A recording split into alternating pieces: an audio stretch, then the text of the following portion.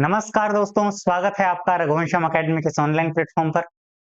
हमारा चंद्रालोक का अध्ययन चल रहा है और उसमें हमने कुछ अलंकारों का अध्ययन कर लिया है। आज उसके आगे कुछ अन्य अलंकारों का अध्ययन करेंगे और वो है उपमा, रूपक और उत्प्रेक्षा। उपमा और रूपक में काफी उपमा और रूपक में क्या भेद है उसको बहुत स्पष्टता जानेंगे। आइए शुरू करते हैं, लेकिन उससे पहले पिछली क्लास का ये प्रश्न, क्लेश काकु नामकम भेद द्वयम कस्य अलंकारस्य। तो ये वक्रोक्ति अलंकार के भेद हैं, ठीक है। अब उपमा से शुरू करते हैं आज की क्लास। उपमा कहते हैं यत्र सादृश्य लक्ष्मीरुल्लसति द्वयोः। ये है उपमा का लक्षण। अगली पंक्ति में दिया है उदाहरण, तो कहा जहां पे यत्र सादृश्य लक्ष्मी उल्लसति द्वयोः। द्वयोः का मतलब है उपमान उपमेययोः।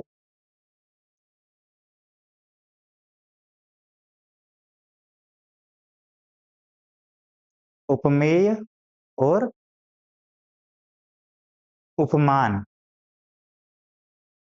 इन दोनों का सादृश्य, उपमान और उपमेय का सादृश्य उल्लसति यानी उत्कृष्ट हो रहा है, और वो ऐसा वैसा नहीं, सादृश्य लक्ष्मी यानी शोभा को बढ़ाने वाला हो। उपमान और उपमेय का सादृश्य जो शोभा को बढ़ाने वाला हो, ऐसा उपमा अलंकार होता है। तो क्या है उपमेय, क्या है उपमान, इसको हम जानते हैं। पहले लीजिए उपमान। उपमान कहते हैं जिससे उपमा दी जाए, जिससे उपमा की जाए, ठीक है। उपमीयते अनेन इति, जिससे उपमा की जाए, वो है उपमान। और दूसरा है उपमेय।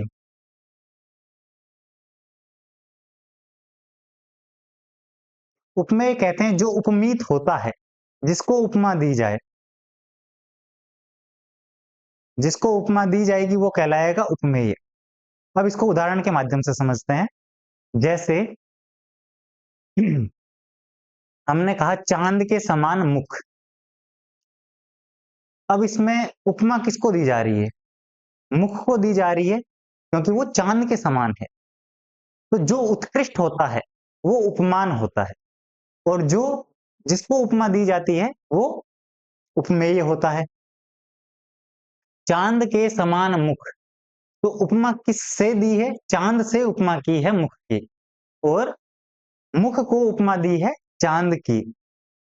तो इतना अंतर आपको उपमान और उपमेय में समझ आ गया होगा।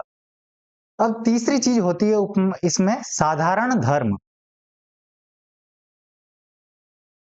साधारण धर्म, जैसे चांद और मुख, इन दोनों में समानता क्या है? चांद के समान मुख हमने कहा, तो चांद के समान सौम्यता है इस मुख में, चांद के समान सुंदरता है, चांद के समान ओज है, प्रकाश है। तो ये सब क्या है? ये समान धर्म है मुख और चांद में। तो ये साधारण धर्म भी उपमा अलंकार में बहुत उपयोगी है।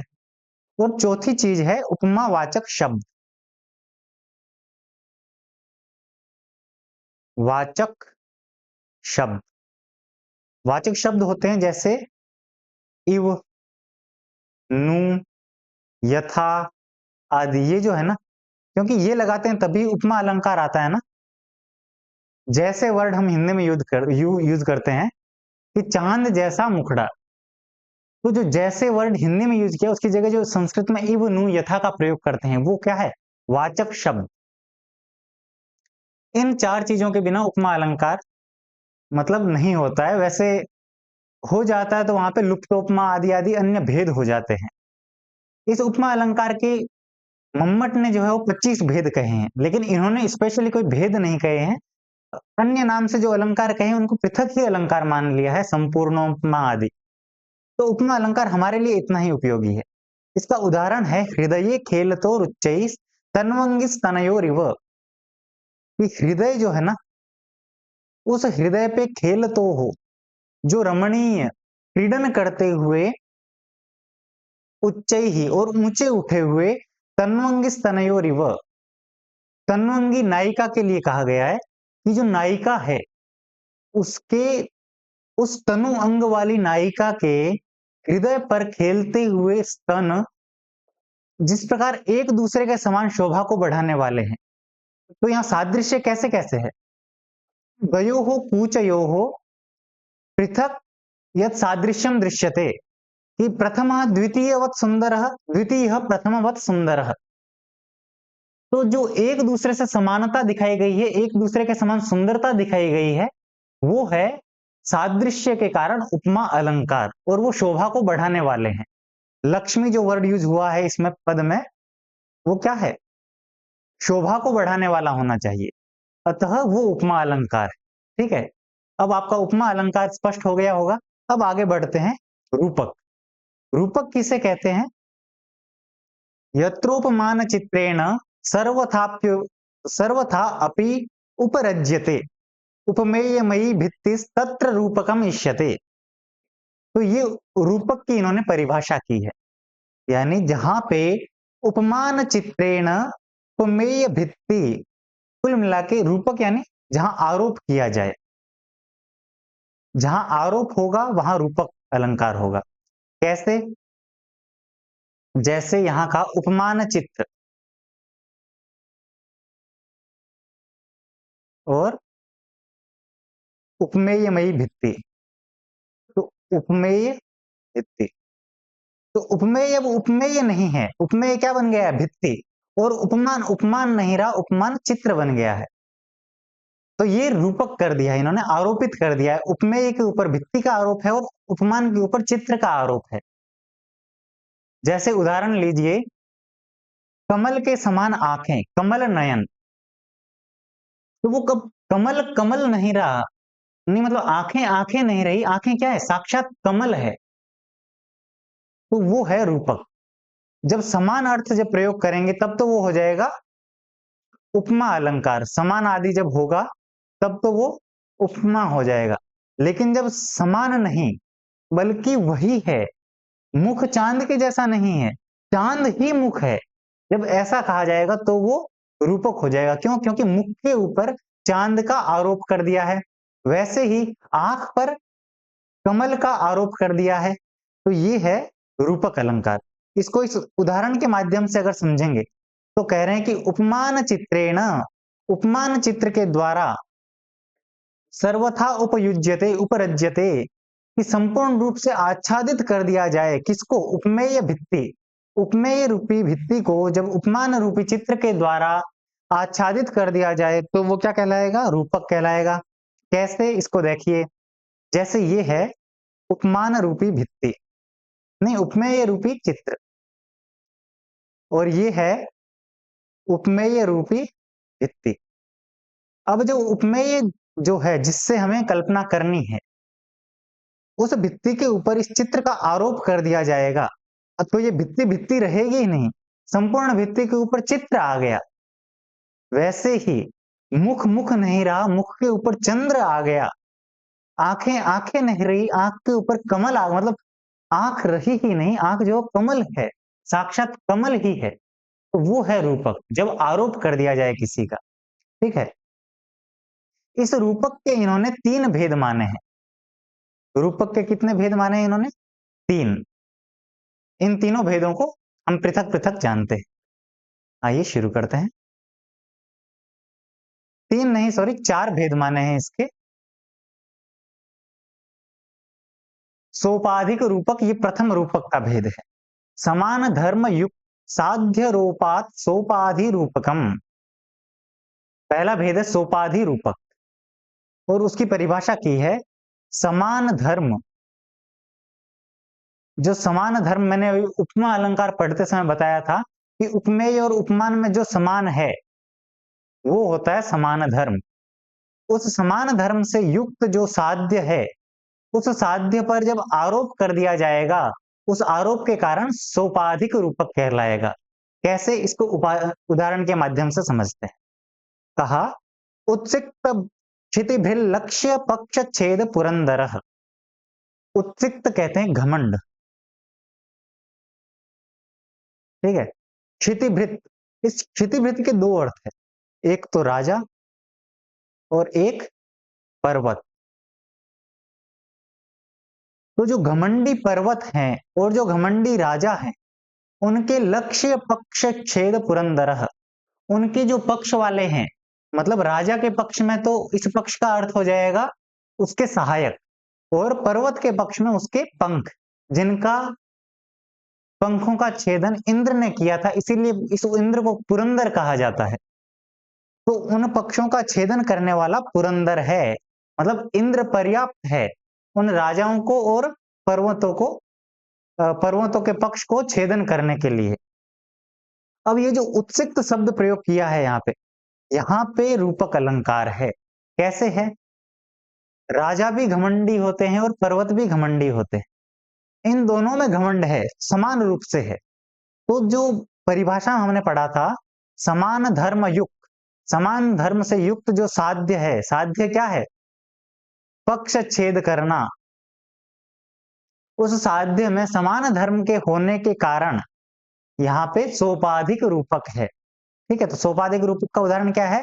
उत्सिक्त क्षितिभिः लक्ष्य पक्ष छेद पुरंदरः। ठीक है, आपसे प्रश्न बन सकता है कि ये किसका उदाहरण है? तो ये सोपाधिक रूपक का है। प्रथम तो हमें ये पता होना चाहिए कि रूपक का उदाहरण है, उससे भी अगर डीप में जाता है प्रश्न तो हमें पता होना चाहिए कि सोपाधिक रूपक का उदाहरण है। ठीक है, दूसरा है सादृश्य रूपक। सादृश्य रूपक कहते हैं पृथक कथित सादृश्य दृश्यम सादृश्य रूपकम, कि जहां पर सादृश्य को पृथक कह दिया गया है, ऐसा जो दृश्य यानी रमणीय रूपक है उसको सादृश्य रूपक कहते हैं। जो पीछे हमने पढ़ा उसको पृथक नहीं कहा, उसने उत्सिक्त पद से राजा और पर्वत दोनों के लिए कह दिया। ठीक है, लेकिन यहां कह रहे हैं कि जब पृथक कथित अलग से कहा जाएगा सादृश्य को, तो वो सादृश्य रूपक कहलाएगा। कैसे? तो कहा उल्लसद पंच शाखस्ते राजते भुजभूरुह, कि उल्लसत जो खिल रहा है 5 शाखाओं वाला तेरा भुज, भुज यानी हाथ, जो तेरा हाथ 5 शाखाओं वाले यानी 5 अंगुली और अंगुष्ठ वाला जो तेरा हाथ है वो उल्लसित हो रहा है, शोभायमान हो रहा है, और वो किसके समान है? वो भुज भुज नहीं है अपितु वृक्ष ही है। भूरुह यानी वृक्ष। तो यहाँ पे भूरुह और भुज इन दोनों को पृथक पृथक कहा है ना, जबकि वहां पे जो उल्लसित पद का प्रयोग किया था, उत्सिक्त पद का प्रयोग किया था, वो दोनों के लिए समान था। यहाँ पे भुज भूरुह में जो है, भूरुह को अलग कहा है और भुज को अलग कहा है। तो ये सादृश्य बताया जा रहा है लेकिन पृथक कथित भिन्न प्रकार से कहा जा रहा है, अतः यह सादृश्य रूपक है। तो प्रश्न बनेगा उल्लसत पंच शाखस्ते राजते भुज भूरुह इति कस्य रूपकस्य उदाहरणम। तो ये सादृश्य रूपक का उदाहरण है। ठीक है, अब आगे बढ़ते हैं। आभास रूपक और रूपक रूपित रूपक, ये दो भेद और हैं, मतलब ये तीसरा भेद और ये चौथा भेद। तो पहले आभासित रूपक, आभास रूपक जो है उसका उदाहरण दे रहे हैं। स्याद अंग यष्टि इत्येवं विधम आभास रूपकम। यहां इन्होंने लक्षण नहीं दिया, सीधा उदाहरण दिया और कहा उदाहरण से आप समझ जाइए कि ये कौन सा रूपक है। स्याद अंग यष्टि, जो अंग है वो यष्टि के समान है, यानी काष्ठ के समान जो कृष वो अंग है, वो इस प्रकार का जो रूपक है वो आभास रूपक कहलाएगा। कैसे? अब इन्होंने जो शरीर को यष्टि के समान कह दिया, तो वो रूपित तो कर दिया लेकिन वो यष्टि तो नहीं है ना, केवल आभास हो रहा है कि ये यष्टि के समान है जबकि यष्टि है नहीं, अतः ये आभास रूपक है। और दूसरा कहा रूपित रूपक। रूपित रूपक और इसमें भेद इतना है कि अंग यष्टि धनुर्वल्ली इत्यादि रूपित रूपकम, कि जो अंग यष्टि है, जो यष्टि के समान अंग है, कृष अंग है, वो धनुर्वल्ली धनुष के समान टेढ़े मेढ़े भी है। मतलब आभासित रूपक को जब पृथक से पुनः रूपित किया जा रहा है रूपक को पुनः रूपित करके जब कहा जा रहा है तो वो रूपित रूपक कहलाता है। तो अंग यष्टि पहले से ही रूप, यहाँ पे हमने रूपक पढ़ लिया, और उस रूपक को फिर से रूपित करके जब कहा जा रहा है तो वो रूपित रूपक कहलाएगा। ठीक है, ये रूपक के 4 भेद हुए। अब है हमारा उत्प्रेक्षा अलंकार। उत्प्रेक्षा अलंकार कहते हैं उत्प्रेक्षोन्नीयते यत्र हेत्वादि निह्नतिम विना, कि हेतु आदि को छिपाए बिना जहां पे उत्प्रेक्षा की जाए, वो मतलब जहां हेतु को बिना छिपाए कोई बात कही जा रही है, वो है उत्प्रेक्षा अलंकार। ये इसका आधा लक्षण है। इसका पूरा लक्षण है संभावनम उत्प्रेक्षा, जहां संभावना की जाए। प्रश्न आ सकता है कि जहां संभावना की जाए वो कौन सा अलंकार है, तो संभावनम अथोत्प्रेक्षा, संभावना ही उत्प्रेक्षा अलंकार है। कैसे है, इसका उदाहरण देखिए। त्वन मुख श्रीकृते नूनम पद्मैर्वेरायते शशि, कि तेरे मुख की श्री के लिए, तेरे मुख की शोभा के लिए, नूनम पद्मैर्वेरायते शशि, नायक नायिका से कह रहा है कि हे नायिका, तेरे मुख की शोभा के लिए ये जो पद शशि है ना, वो पद्मे ही वेरायते, चंद्रमा जो है वो कमल से वैर कर रहा है। कैसे, जब रात में चंद्रमा आता है तब कमल सिकुड़ जाता है, संकोच को प्राप्त कर लेता है। वो एक उदाहरण हम पढ़ते हैं ना कि रात्रि गमिष्यति भविष्यति सुप्रभातम, कि भ्रमर जो है वो कमल का रस ले रहा है और इतने में सूर्य अस्त हो गया। अब सूर्य अस्त होने के कारण कमल संकुचित हो गया, तो रात्रि में कमल संकुचित हो जाता है। और वो क्यों होता है, तो यहाँ पे इन्होंने संभावना जताई है नायक ने कि चंद्रमा चाहता है कि तेरे मुख की शोभा को मैं प्राप्त कर लूं, इसीलिए कमल इतना सुंदर है, उसको रात्रि में वो संकोच को प्राप्त करा देता है कि इस नायिका की मुख की शोभा तो मैं लूंगा। तो ऐसी संभावना की जा रही है, अतः ये उत्प्रेक्षा अलंकार है। इस उत्प्रेक्षा के 2 भेद हैं, एक है गूढ़ उत्प्रेक्षा और दूसरा है अगूढ़ उत्प्रेक्षा। ठीक है, तो जहां पे अगूढ़ कहां होगा, जहां जो सादृश्य सूचक शब्द हैं, जो हमने उपमा अलंकार में पढ़े थे, वो सादृश्य सूचक शब्द सब में वही रहेंगे, इव नु यथा आदि आदि बहुत सारे, सन्निभम आदि। तो जहां पे इनका प्रयोग हो रखा है वो तो होगा अगूढ़, और गूढ़ उत्प्रेक्षा कहां होगी वो हम अगले में बता रहे हैं। इवादिक पदाभावे गूढ़ोत्प्रेक्षा प्रचक्षते, यानी जहां इव आदि, इव नूनम आदि शब्दों का प्रयोग नहीं होगा वो गूढ़ उत्प्रेक्षा कहलाएगी। कैसे, तो कहा त्वत्कीर्ति विभ्रम भ्रांता विवेश स्वर्ग निम्नगाम, कि हे राजन, ये किसी राजा को कोई कवि कह रहा है कि त्वत्कीर्ति विभ्रम भ्रांता, आपकी कीर्ति जो घूमती हुई क्या होगी, थक गई है। त्वत् कीर्ति, तेरी कीर्ति, विभ्रमा घूमती हुई, भ्रांता थक गई है। तो उसने क्या किया, विवेश प्रवेश किया, स्वर्ग निम्नगाम, जो स्वर्ग से नीचे आती है जो गंगा नदी है उसमें उसने प्रवेश कर लिया। यानी थकने के कारण शिथिलता आदि प्राप्त करने के लिए, आराम प्राप्त करने के लिए उसने गंगा नदी की शीतलता को प्राप्त करने के लिए नदी में प्रवेश किया। तो ऐसी मतलब कीर्ति का थकना संभावित कवि ने माना, और ऐसी संभावना को मानते हुए उसने उस यश को नदी में प्रवेश करते हुए माना। तो ये संभावना है, और उसी संभावना के कारण यहाँ पे उत्प्रेक्षा अलंकार है, और इव आदि शब्दों का यहाँ पे प्रयोग नहीं किया गया है, अतः ये गूढ़ उत्प्रेक्षा है। ये हमने उत्प्रेक्षा के 2 भेद जाने, रूपक के 4 भेद पढ़े, और उपमा अलंकार को पढ़ा। उपमा अलंकार के यहाँ कोई विशेष भेद नहीं दिए, इसलिए उन भेदों को नहीं पढ़ा। आज की क्लास से आपके लिए प्रश्न है, रूपकस्य अयम भेदः नास्ति। रूपक के जो हमने भेद पढ़े थे उनमें से कौन सा भेद इनमें से नहीं है। आप इसका उत्तर कमेंट बॉक्स में दीजिए। आज के लिए इतना ही, अगली क्लास में फिर मिलते हैं। धन्यवाद।